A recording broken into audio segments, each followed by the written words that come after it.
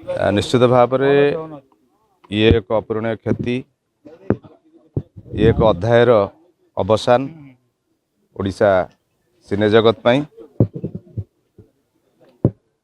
तांका विषय जिते भी कहले कम हम। बहुत जिनस शिखीचु तांकठू भल कलाकार सांगे केमती भल मनीष हवा सेटा भी शिखीचु। उत्तम भाई की किए कौन सुपरस्टार हिसाब से देखी गोटे भल मनीष हिसाब से देखी गोटे हृदयवान लोक हिसाब से देखी। किंतु जदि आम कह सबको सम्मिश्रण रे गोटे लोक किए कला इंडस्ट्री थे ओडिया सिने जगत रे थे सी होचंती उत्तम महांती।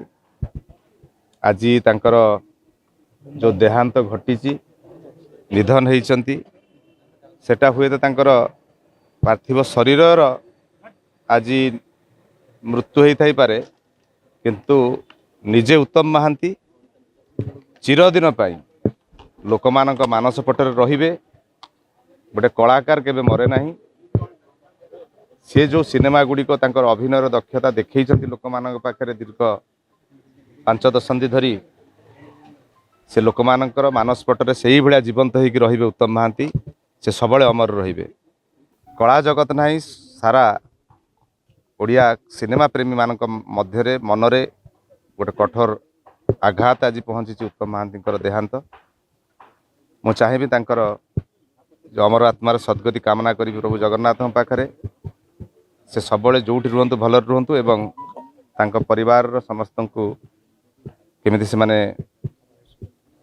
भल भाव रे पुणी जीवन यापन करेंगे भगवान पाखे प्रार्थना करी। कौन ग्रहण लगी सिनेमा इंडस्ट्री को आज सब ये सब केते बड़ बड़ दिगंत कलाकार आमर बड़ भाई माने सब चलीगले। आ जो मैंने अच्छा आम जो अगाड़ी भली आम रहीचु धान सब पलैले। ये एक कला अध्याय चली सिनेमा इंडस्ट्री कारण एते शीघ्र एते कम समय भितर आमर सबू बड़ भाई माने बड़ बड़ कलाकार माने जो आम शिखीचु सब जिनस से आमको छाड़ी चली बोली आमर केबे विश्वास नथिला।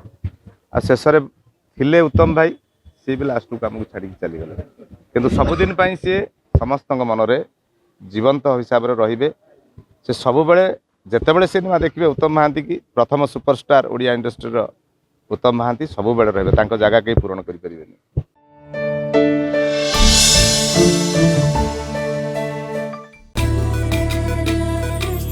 चिकालिका बम्बालिका चिकी बम्बा आम धान आम खेत बा बा के खुशी म बोतल खुशी आनिचिलो साबी प्रति 1 केजी बिहन रे 5 मिली रे इफको नानो डीएपी तरल पके बिहन उपचार करिबी कले धान कपा मका हो पनी परिबा गजा बाहरिबो दमदारिया चेर कांड पत्र शीघ्र बढ़िबो देखिबु अमल केमिति हबो। इफको नानो डीएपी तरल सार चासी भाई माने प्रयोग कर।